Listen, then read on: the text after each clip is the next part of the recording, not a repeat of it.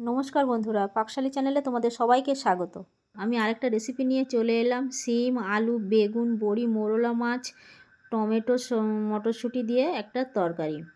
তার জন্য আমি সবজিগুলো কেটে নিয়েছি, কেটে ধুয়ে পরিষ্কার করে নিয়েছি। এদিকে মাছগুলোও কেটে ধুয়ে পরিষ্কার করে নিয়ে লবণ হলুদ মাখিয়ে একটা কড়াইতে তেল বসিয়ে মাছগুলো প্রথমে ভালো করে ভেজে নিয়ে তুলে নিলাম। মাছ ভাজার পরে যে তেল ছিল কিছুটা বড়ি ভেজেও তুলে নিলাম। এবার ওই তেলে জিরে ফোড়ন দিয়ে পেঁয়াজ ঢেলে দিয়ে পেঁয়াজটা কিছুক্ষণ নাড়াচাড়া করে নিয়ে কেটে রাখা বেগুন, শিম, আলু, মটরশুঁটি, টমেটো দিয়ে দিলাম। দিয়ে আরও কিছুক্ষণ নাড়াচাড়া করে নিয়ে লবণ, জিরা, কাঁচা লঙ্কা দিয়ে আরও কিছুক্ষণ নাড়লাম।